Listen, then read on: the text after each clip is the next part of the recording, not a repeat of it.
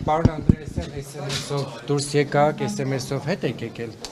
Ճիշտ ասած, SMS-ով դուրս չեմ եկել, իմ դիմումով եմ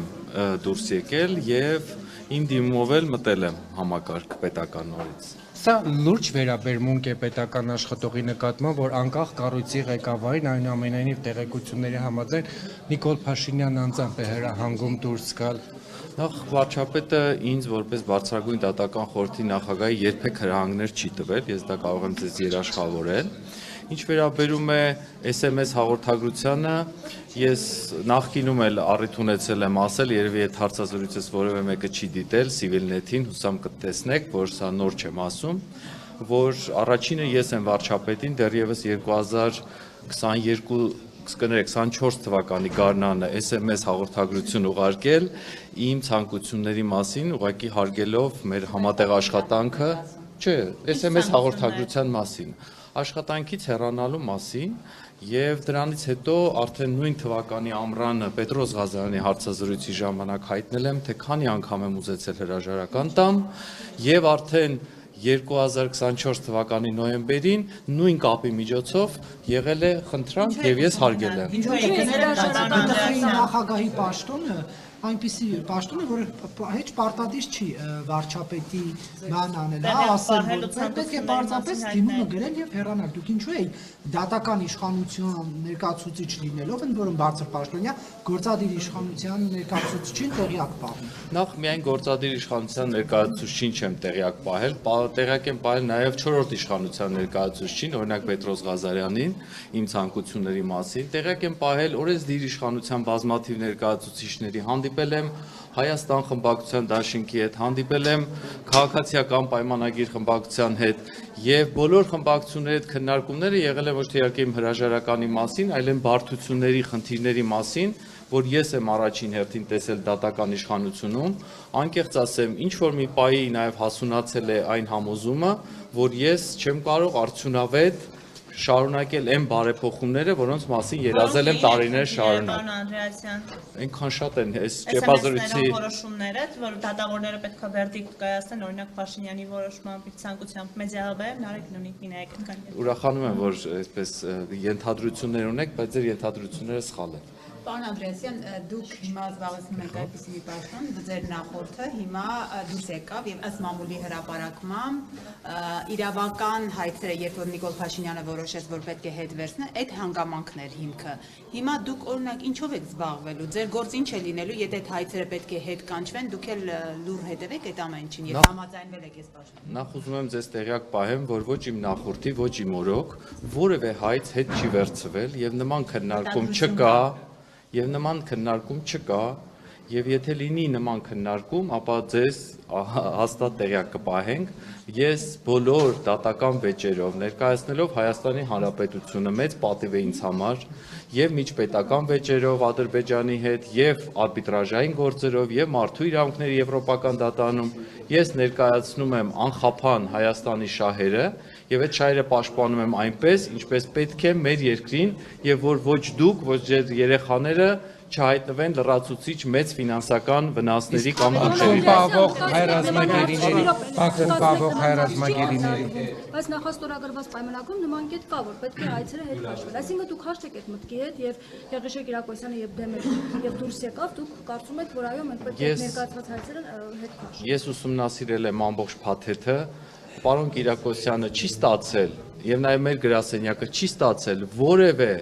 առաջարկ, որևէ հայցից հրաժարման, եւ ես սա պաշտոնապես ասում եմ, եթե երբևէ Հայաստանի Հանրապետությունը, Հայաստանի կառավարությունը, Հայաստանի Հանրապետության ազգային ժողովը, Սահմանադրական դատարանը կորոշի վավերացնել որևէ համաձայնագիր, որով կորոշի որևէ իրավական գործընթաց դադարեցնել, դուք այդ մասին ինձանից ավելի շուտ կծանոթվեք։ Դրանից հետո արդեն միասին մենք կհասկանանք, թե որը ինչ իրավական գործընթաց։ Պարոն Անդրեասյան, դուք նշանակվեցիք այս պաշտոնում, պարոն Անդրեասյան, դուք նշանակվեցիք այս պաշտոնում Լիպարիտ Դրմեյանի աղմկահարույց պաշտոնանկությունից հետո, երբ որ վարչապետը հայտարարեց, որ ես եմ կառավարության ղեկավարը ու որևէ մեկը իմ ասածին հակադիր ոչ մի բան չի կարա ասի մոտակ։ Ես եմ կառավարությունը հաներողություն, ու որևէ մեկը չի կարող ինձ հակասող որևէ բան ասել, այսինքն ձայնի, կարծիքի իրավունք ընդհանրապես չունի։ Հիմա դուք այսպես կներեք էլի այդ բառը, որ օգտագործեմ կարող վիրավորականներին, բայց սա ինչ որ անողնաշար բան չի պահանջում, պաշտոնյաներ, ենթականներ չի պահանջում ձեր այդ պաշտոնի, թե ոչ մի բան դուք ծպուտ հանելու իրավունք փաստորեն չունեք։ Մենակ Փաշինյանն ինչ ասի, պիտի այդ անենք։ Բոլորը ձեր սխալ, ոչ կոռեկտ ձևակերպումներն էին, որոնց հետ բոլորի հետ ես անհամաձայն եմ։ Բնական գործընթաց է, երբ դու պաշտոն ես զբաղեցնում, ունես ղեկավար։ Վստահ եմ, որ ցանկացածս ներկաներից ունի ղեկավար, եթե իհարկե իր սեփական բիզնեսով չի զբաղվում։ Եվ ղեկավարի ասացի հետ եթե համաձայն չես, դա չի նշանակում, որ դու ծպտուն չես կարող անել։ Դու կարող ես անհամաձայնությունը արտահայտել սեփական դիմումով, հրաժարվելով այն աշխատանքից, որը չի բավարարում քեզ ու քո արժեքներին։ Ես կարող եմ ձեզ վստահեցնել, որ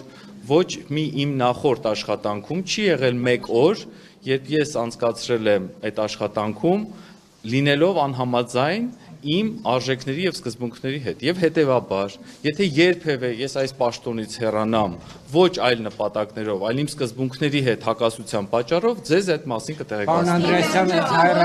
բայց կտեղեկացնեմ նաեւ իմ ղեկավարին հայ ռազմագերիների հարցի հետ կապված հայ ռազմագերի Արբիտրաժի որոշումը պարտադիր կատարման ենթակա է, թե ոչ, որովհետև Դրմեյանը դարձավ համարելով դա պարտադիր կատարման։ Ես պարոն Դրմեյանի ոչ մի հայտարարություն չեմ տեսել, բայց կարող եմ ձեզ ասել, որ Հայաստանի Հանրապետությունը կատարում է իր բոլոր միջազգային պարտավորությունները, բոլոր արբիտրաժային վեճերով եւ մենք հիմա որևէ այլ մանրամասն, որևէ արբիտրաժային վեճի ձեզ չեն կարող հայտնել, ոչ թե որտեղ ես դա չեմ ուզում թաքցնում եմ, այլ դա արգելված է արբիտրաժային կանոններով։ Այս հրապարակային քննարկումը ինքնին վնասում է Հայաստանի շահերին այն արբիտրաժային ատյաններում, որտեղ մենք պայքարում ենք մեր բոլորի շահերը պաշտպանելու համար։ Եվ ես ձեզ ուղղակի ուզում եմ եւս մեկ անգամ հավաստիացնեմ, որ Հայաստանը լիարժեք կատարում է իր բոլոր իրավական պարտավորությունները բոլոր արբիտրաժների եւ բոլոր ատյանների հետ կապված։ Մնացածը, երբ որ կլինեն արբիտրաժային վերջնական վճիռները, դուք կտեսնեք, թե Հայաստանը կատարել, թե չի կատարել իր պարտավորությունները։ Միջանկյալ որոշումները կատարման ենթակա չէ։ Հեցի եւ մնացած բոլոր գործերով Հայաստանը լիովին կատարում է իր միջազգային պարտավորությունները, այլ մանրամասներ այս պահին թույլ տվեք չասել, որովհետեւ ուղղակի արգելված է արբիտրաժի միջազգային կանոններով, արգելված է միջազգային կանոններով։ Բաքվում հայ ռազմագերիներն են խոշտանգվում։ Շատ լավ, գիտենք, տեղյակ ենք բոլոր որոշումներից եւ բոլոր որոշումները պատշաճ ընթացքի մեջ են եւ բոլոր որոշումներով արբիտրաժային ես կպատասխանեմ երբ որ գործընկերները բավարարված լինեն այս հարցը։ Այսինքն դուք եք համաձայն Դրմեյանի հետ, որ պարտադիր պետք է կատարվի։ Նորից եմ ասում, այն ինչ կատարվում է եւ այն ինչ կատարվել է, եղել է լիարժեք արբիտրաժային կանոնների եւ բոլոր միջազգային մեր պարտավորությունների շրջանակներում։ Այլ մանրամասներ, թե ինչ է միջանկյալ որոշումը, ինչ է այն նախատեսում, ինչպես պետք է կատարվի եւ որքանով է կատարվել, այդ ամենը ներկայացվում է արբիտրաժային տրիբունալին եւ ոչ թե հայ կամ որևէ այլ հանրությանը, որովհետեւ մենք ունենք կիպրացի քաղաքացիներ, Կիպրոսի քաղաքացիներ, որոնք օրինակ հեծի գործով դիմել են, ոչ Կիպրոսի հանրությանն ենք մենք տեղյակ պահում, ոչ Հայաստանի հանրությանը, որովհետեւ դա արբիտրաժի հստակ օրենսդրական պահանջ է որևէ մանրամասներ չհոսեցնել հանրություններին, մինչև չլինի արբիտրաժային վերջնական որոշումը։ Ես նորից եմ ասում։ Մասնակի կատարման, թե չգիտեմ։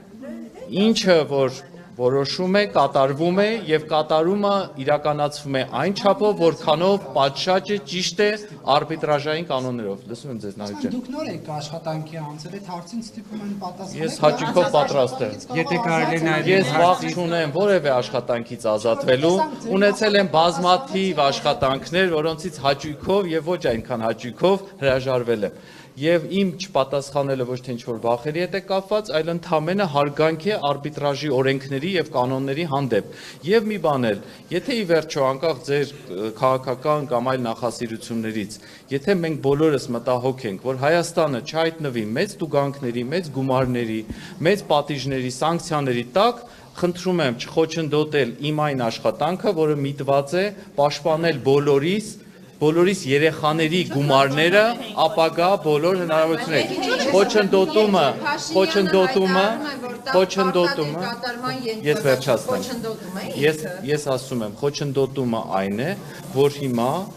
մեր շահերը ներկայացնող իրավաբանին, իրավախորհրդատուին դուք ստիպում եք պատասխանել մի հարցի, որի հենց պատասխանելը կարող է վտանգել մեր հետագա պետության հաղթանակը այս կամ այն ատյանը։ Պետության ղեկավարը ինչու է շտապում ու գնահատականներ տալիս այդ Ես նույնիսկ կհրաժարվեմ պետության ղեկավարի, իմ ղեկավարի տվյալ դեպքում մեկնաբանել իր հայտարարությունները, որովհետև իմ որպես ներկայացուցիչի խոսքը արբիտրաժային գործընթացներում մեկ հնարավորություն կարող է ստեղծել, քաղաքական գործիչների խոսքը այլ հնարավորություն։ Եվ նաև ուզում եմ հատուկ շեշտել, որ իմ բոլոր գործընկերներին եւ ընդդիմադիր եւ իշխանական խորհուրդ եմ տալիս հետևել արբիտրաժի կանոններին, զերծ մնալ արբիտրաժային գործերով որևէ մեկնաբանություններից, որպեսզի դա հետագայում չվնասի Հայաստանի շահերին։